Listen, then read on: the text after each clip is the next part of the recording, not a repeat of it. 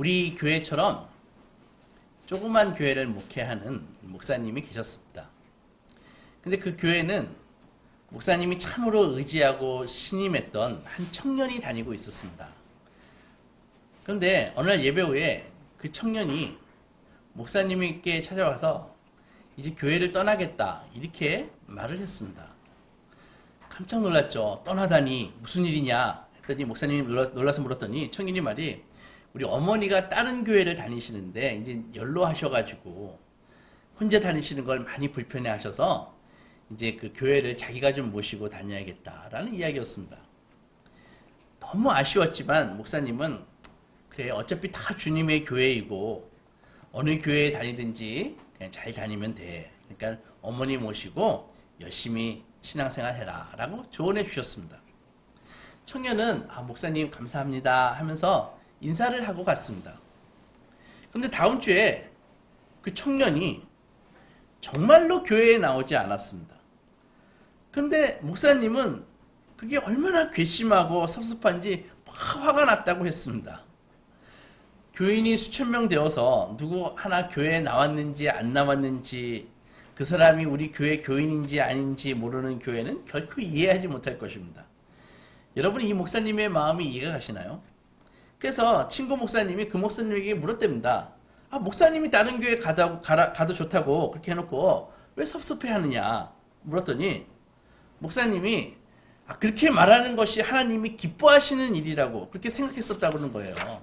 그래서 내가 그렇게 말하면 하나님께서 기뻐하셔가지고 그 청년의 마음을 일주일 동안 샥 바꿔주셔가지고 오히려 어머니와 함께 우리 교회에 올 줄로 알았는데 진짜로 다른 교회로 가버려가지고 너무 실망이 됐다는 것입니다. 우리가 언제 낙심이 되죠? 순수하게 정말 열정적으로 노력했는데 사람들이 인정하지 않을 때 혹은 그때 우리가 낙심이 나고 실망이 됩니다. 내가 어떻게 노력했는데 결과가 이렇게 되는 거야 하면서.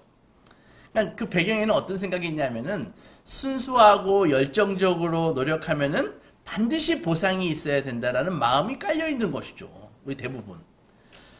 가령 누가 저에게 점심 식사 같이 하실래요? 이렇게 물었을 때 제가 아니요 제가 아침을 늦게 먹어가지고요 오늘 생각이 없습니다. 혹은 점심 때 제가 다른 선약이 있어가지고 오늘은 같이 할 수 없습니다. 그러면은 아무 부담이 없습니다. 근데 제가 예전에 이런 경험이 종종 있었는데 저는 실제로 배가 고팠는데 예의를 차리느라고 제가 괜찮아요 한마디 했거든요. 근데 그래? 그럼 우리끼리 다녀올게 하면서 딱 혼자만 남겨두고 싹 가버렸다고요. 저는 상대방을 배려한다고 괜찮습니다 라고 예의상 사양했는데 한 번 다시 물어보면 제가 그래요 하면서 못 이기는 척 갈라 그랬었는데 물어보지 않고 그냥 그래요? 나 우리끼리 그럼 먹으러 갈게 하면서 회식하러 가버리는 것이죠. 제가 얼마나 서운한지 모릅니다. 제가 그 이후로는 누가 뭐 먹으러 가자 그러면 절대 제가 사양 안 합니다. 제가 100% 같이 갑니다. 안 물어보면 막 제가 화를 낸다. 왜 나한테 안 물어봐 하면서.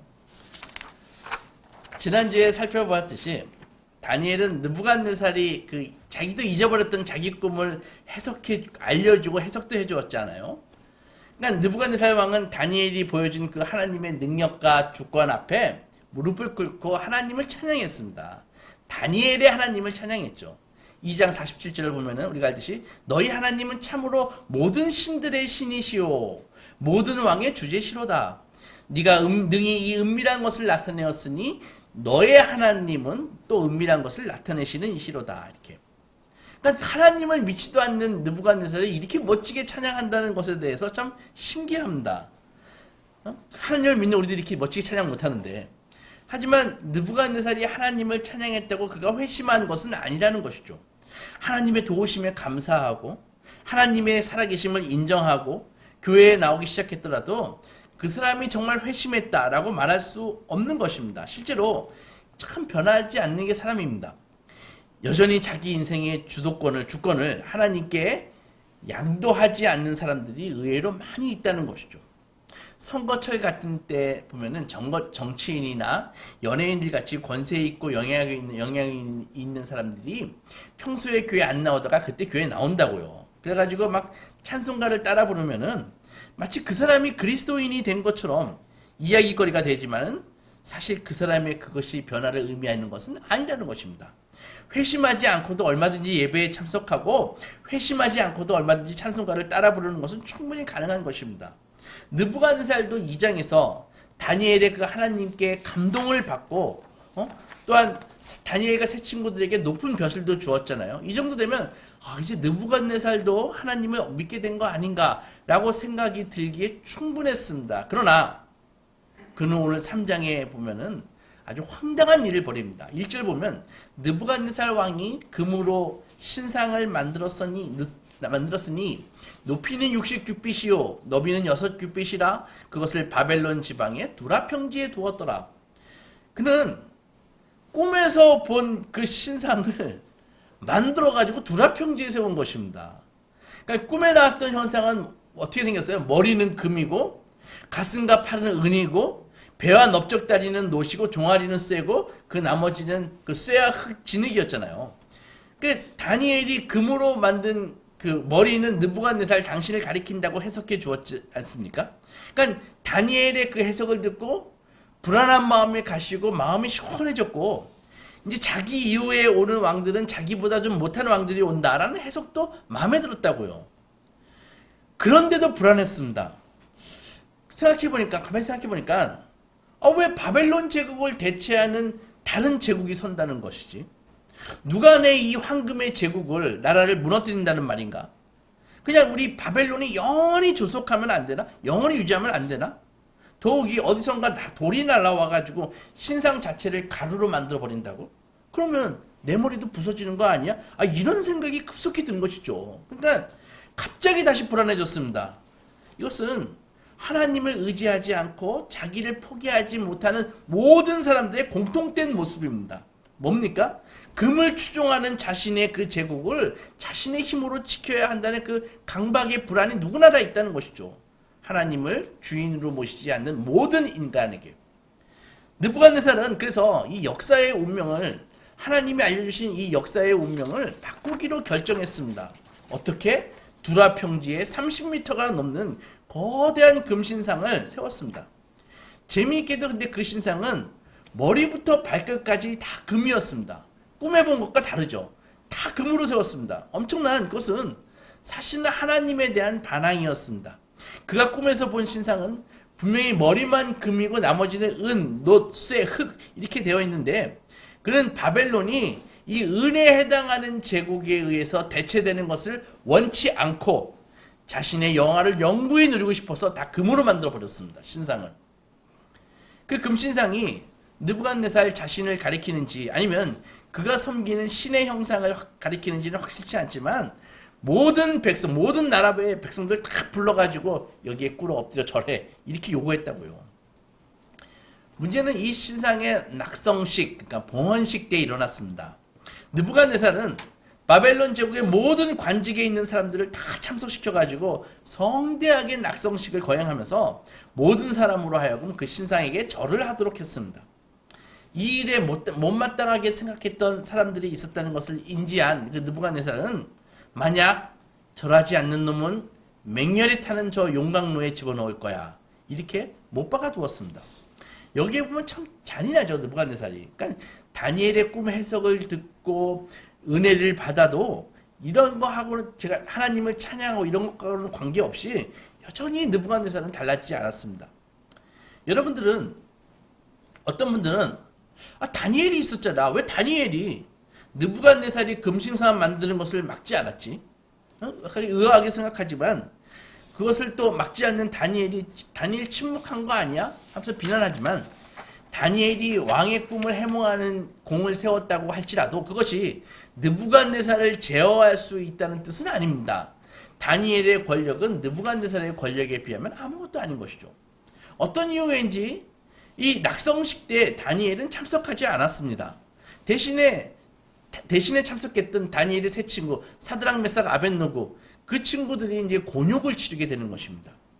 바벨론의 지도자들이 그 느부갓네살의 그 잔인함과 변덕스러움을 그거를 좋아했을 리가 만무하지만 지난번 왕의 꿈을 통해서 해몽해서 갑자기 자기들보다 높은 벼슬을 얻게 된 그 다니엘과 세 친구들이 탐탁치 않았을 것입니다. 굴러온 돌이 박힌 돌을 빼내네. 저 망한 나라 유대의 그 애송이들이 우리보다 상전이라고? 우리보다 벼슬이 높아? 아마 이런 심정이었을 것입니다. 그래서 눈에 불을 켜고 그들의 일거수일투족을 지켜보던 바벨론의 술사들이 마침내 건수를 잡았습니다. 8절 보면 그때 어떤 갈대아 사람들이 나와 유다 사람들을 참소하니라. 왕이여, 왕이 명령을 내리사 모든 사람이 모든 악기 소리를 듣거든 엎드려 금신상에게 절할 것이라. 누구든지 엎드려 절하지 아니하는 자는 맹렬히 타는 풀무불 속에 던져 넣음을 당하리라 하지 아니하셨나이까. 그런데 사드락 메삭 아벳느고는 왕이 세워 바벨론 지방을 다스리게 하신 자이거늘 그들이 왕을 높이지 아니하며 왕이 세우신 금신상에게 절하지 아니하나이다. 이렇게 정식으로 사드락 메삭 아벳느고를 왕에게 일러 바쳤다는 것이죠. 왕이 대노했습니다. 그러나 그들에게 한 번 더 기회를 주고 싶어서 한 번 더 기회를 줄 테니까 절해라. 그럼 내가 너를 용광로에 풀문벌 속에 안 집어넣을 거야 하면서 15절을 이렇게 얘기했는데 15절 보면 이제라도 너희가 준비하였다가 나팔과 피리와 수금과 상현과 양금과 상황과 모든 악기를 들을 때 내가 만든 금신상 앞에 엎드려 절하면 좋거니와 너희가 만약 절하지 아니하면 즉시 너희를 맹렬히 타는 풀무불 가운데에 던져 넣을 것이니 능히 너희를 내 손에서 건져낼 신이 누구이겠느냐 이렇게 얘기했다고요. 느부갓네살의 말을 이렇게 들어보면 그가 다니엘의 꿈 이후에 전혀 변하지 않았음을 알 수 있습니다. 너희를 내 손에서 건져낼 신이 누구이겠느냐 이렇게 묻지 않습니까? 그러니까 그가 이런 말을 하면 되나요? 느부갓네살은 이미 하나님을 경험했잖아요. 진정한 신이신 하나님을 경험했잖아요. 하나님을 자기 삶의 주인으로 영접하지 않았어도 그분의 능력을 부인할 수는 없지 않습니까?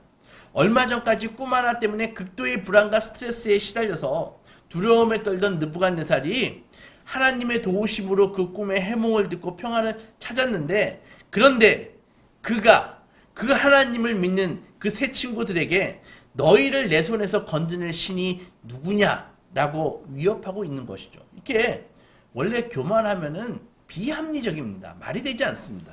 교만해지면 눈에 보이는 것도 없고요. 배은만 더 캐지고 절대로 자신은 넘어지지 않을 것처럼 무모한 근거 없는 자신감을 갖게 되는 것입니다. 하나님이 너희를 내 손에서 구원할까 한번 볼까? 너는 내 도움 없이는 아무것도 못해. 나는 네 목줄을 쥐고 있는 사람이야. 너 내 말 안 들으면 재미없을 줄 알아. 세상에 살면서 가끔 듣는 말이지만 생각해보면 참으로 교만하기 이를 데 없는 말이 아닐 수 없습니다. 느부갓네살의 협박에 다니엘과 세 친구 사드락 메삭 아벳느고는 이때 아주 유명한 말을 합니다. 17절 보면 왕이여 우리가 섬기는 하나님이 계시다면 우리를 맹렬히 타는 풀무불 가운데 능히 건져내시겠고 왕의 손에서도 건져내시리이다. 이 17절에 대해서는 우리 한글 성경보다 아람어에 더 뜻이 명확하게 되어 있습니다. 아람어 원문을 한글로 직역하면 보시오 우리가 섬기는 우리 하나님은 맹렬히 타는 풀무불에서 우리를 건져내실 수 있으며 왕이여 당신의 손에서도 우리를 건져내실 것입니다. 이렇게 되어 있습니다. 그러니까 아람어 원어에서는 우리 개역개정 성경에 있는 하나님이 계시다면 이라고 하는 가정법적인 표현이 없습니다. 만약 하나님이 계신데 하나님이 안 계신데 내가 절을 하지 않겠다고 하면은 그건 개인의 소신이죠. 신앙이 아니죠. 하나님이 안 계신데 고난을 당할 이유가 없습니다. 하나님이 안 계신다면 굳이 정직하게 살 이유도 없습니다. 그리고 하나님이 계시다면 우리를 건져주실 것이라는 말은 마치 하나님이 계시다면 우리가 고난을 당하지 않을 것이라는 말처럼 들려서 우리가 겪는 고난이 하나님이 안 계시기 때문이라고 오해할 수 있다는 것이죠. 우리가 고난을 당하는 이유는 잘 들으세요. 우리가 고난을 당하는 이유는 하나님이 안 계셔서가 아니라 하나님이 당신의 깊고 선하신 뜻 가운데 우리의 고난을 허락하셨기 때문입니다. 고난은 결코 단순하지 않습니다. 많은 고난이 우리에게 직접적인 책임이 있습니다. 그러나 그것도 단순히 인과응보적인 논리로만 고난을 해석해지는 것은 아닌 것입니다. 그래서 하나님이 안 계시면 고난을 당하고 하나님이 계시면 고난을 당하지 않을 것이라는 말은 옳지 않습니다. 그럼 우리는 27절의 말씀을 만일 하나님이 계시면 하나님이 존재하시면 우리를 건지실 것이라는 의미가 아니라 느부갓네살 당신이 우리를 풀무불 속에 집어넣는다면 우리가 섬기는 하나님이 우리를 건지실 것이다. 그런 의미입니다. 계속해서 18절 보면은 그렇게 하지 아니하실지라도 왕이여 우리가 왕의 신들을 섬기지도 아니하고 왕이 세우신 금신상에게 절하지도 아니할 줄을 아옵소서. 우리는 이 그리 아니하실지라도 라는 고백에 큰 감명을 받습니다. 참 대단해요. 어쩜 이렇게 담대한 믿음을 가질 수 있을까. 그렇게 생각하다가도 나의 현실을 보면 그런 고백은 사드락 메삭 아벳노고나 할 수 있는 것이지 나는 그들처럼 믿음이 좋지 못해 라는 생각이 듭니다. 근데 이 그리 아니하실지라도 이 고백에 대해서 우리가 몇 가지 하는 오해가 있습니다. 우선 그리 아니하실지라도 라고 이 세 친구들이 말했지만 이 말은 사실은 매우 조심스럽게 사용해야 됩니다. 그 의도와 의미가 아주 교묘하게 왜곡될 수 있기 때문입니다. 우리는 처음에 말씀드린 그 목사님처럼 순수함이 복을 받는 비결이라고 생각하는 경우가 많이 있습니다.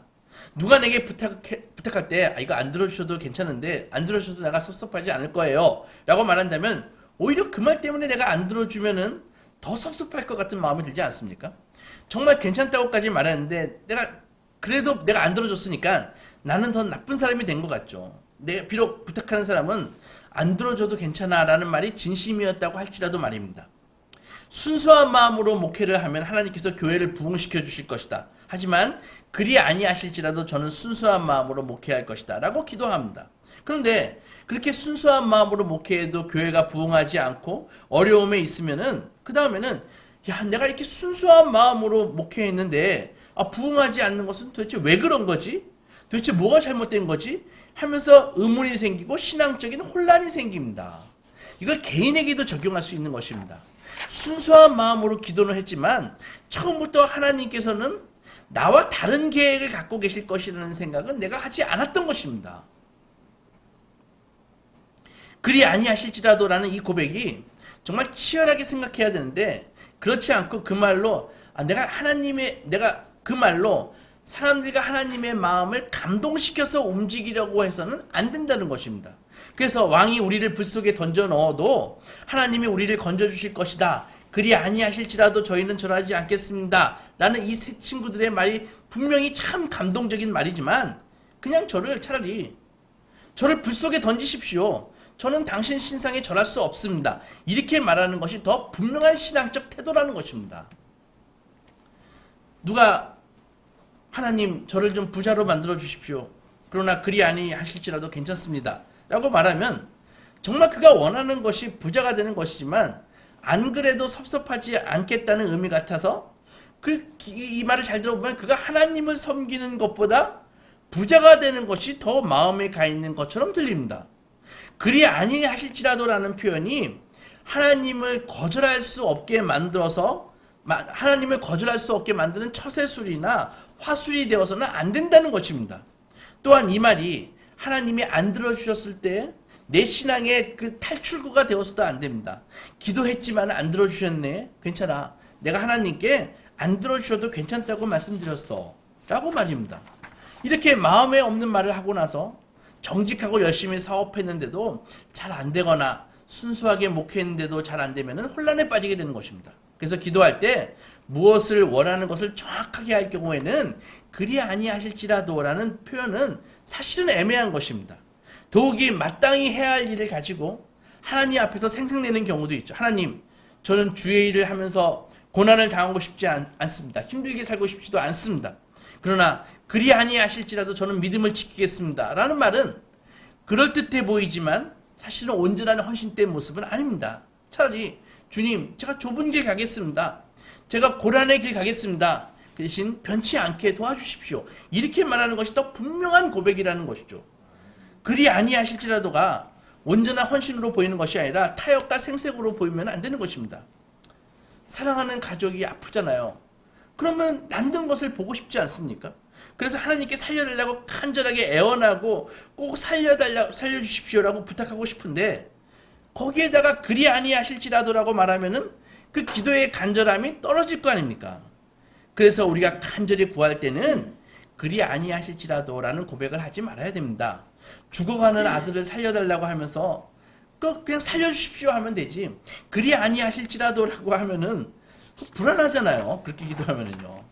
하나님의 선하심과 전능하심을 믿지 못해서도 아니고 하나님의 인도하심을 의심해서도 아니지만 만약 기도가 이루어지지 않았을 때 예상되는 그 아픔과 상처 때문에 안 들어주셔도 괜찮아요. 이렇게 말을 참아해서는 안 되는 것입니다.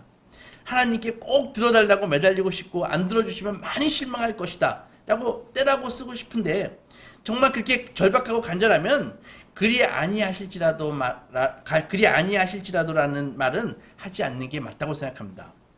하나님께서 내 기도 안 들어주셔도 하나님을 원망할 마음은 전혀 없지만 그래도 이거 꼭 들어주셔야 됩니다. 안 들어주시면 저는 망합니다 라고 말하는 것이 들어주시면 정말 감사하지만 안 들어주셔도 좋습니다라는 예의 바른 말보다는 정직하고도 진실한 것이라는 말입니다. 하나님에게 체면을 차리지 마십시오.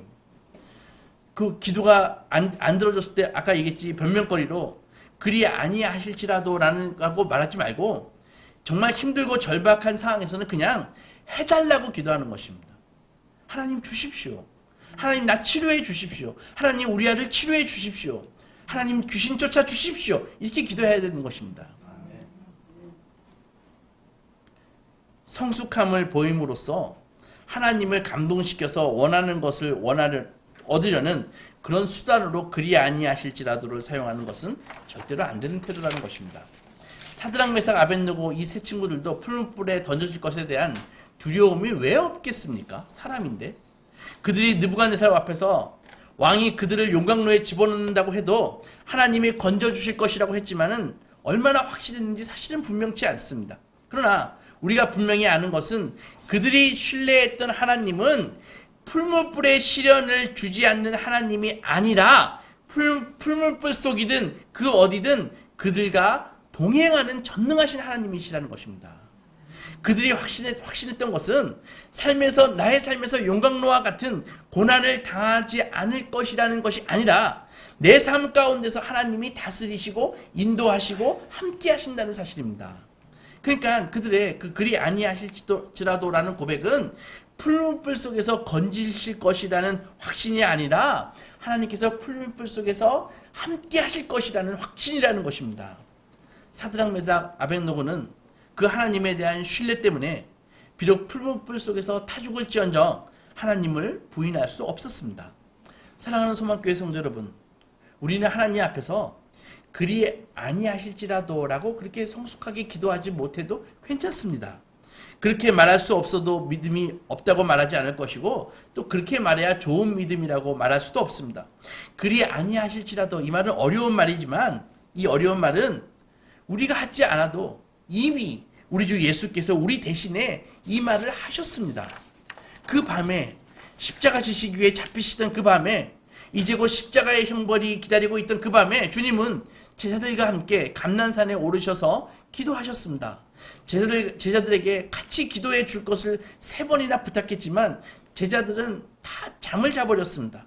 주님은 홀로 그 밤에 땀이 핏방울이 되어 나오도록 그렇게 기도하셨습니다.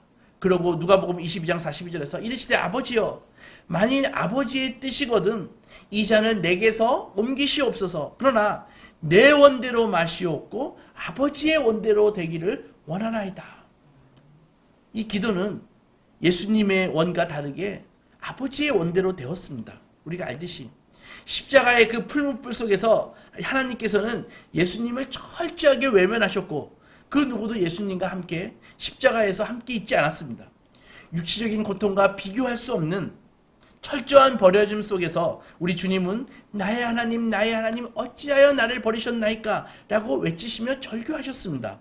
십자가에서 당신의 아들을 외면하신 하나님께서는 오히려 사드락 메삭과 아벳느고가 용광로에 떨어졌을 때 하나님께서는 예수님을 보내서 동행하게 하셨습니다. 그리고 그들의 몸은 머리털 하나 그을리지 않고 다 구원받았습니다. 여러분, 하나님께서 우리에게 그리 아니하실지라도라는 기도를 요구하지 않으십니다. 그 말을 할 수 있는가가 중요한 것이 아니라 하나님께서 지금도 진실로, 하나님을 진실로 우리가 신뢰하는가, 그것이 중요한 것입니다. 하나님께 우리의 문제를 해결해 주셔야 한다고 기도할 때에도, 그리고 그리 아니하실지라도라고 말할 때에도 우리는 하나님만을 바라보고 그분을 신뢰해야 됩니다. 문제를 바라보지 말고 하나님을 봐야 됩니다. 하나님은 모든 문제보다 크시기 때문입니다. 하나님께 도와달라고 기도하면서 느부갓네살과 푸른 뿔을 자꾸 바라보면 안 되는 것입니다. 하나님을 바라봐야 되는 것입니다.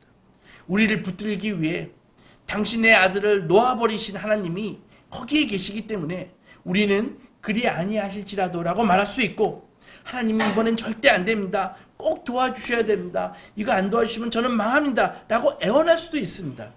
빌립보서 4장 6절에서 뭐라고 그러셨어요?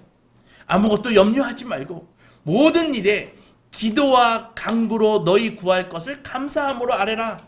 그리하면 모든 지각에 뛰어난 하나님의 평강이 너희의 마음과 생각을 지키시리라 라고 말씀하셨잖아요. 여러분, 우리 하나님은 사드락 메삭 아벳느고를 푸른 뿔 속에서 머리털 하나 그을리지 않고 구하신 하나님이십니다. 우리를 살리기 위해 당신의 아들의 그 그리 아니하실지라도 라는 그 피맺힌 기도도 우리를 살리기 위해서 외면하신 하나님이십니다. 그 하나님이 우리와 함께 하지 않으시겠습니까? 우리가 비록 사드락 메삭 아벳느고처럼 그리 아니하실지라도 라고 기도하지 못해도 그 하나님은 우리의 고난과 상처와 아픔 가운데 함께 하시는 임마누엘의 하나님이십니다. 아무쪼록 우리 소망가족 모두 우리와 함께 하시기 위해 아기 모습으로 오신 예수 그리스도, 그분이 임마누엘의 하나님이심을 믿고 고난 속에서 담대하게 솔직한 기도로 그분께 나아가시기 주님의 이름으로 축원합니다. 기도하겠습니다.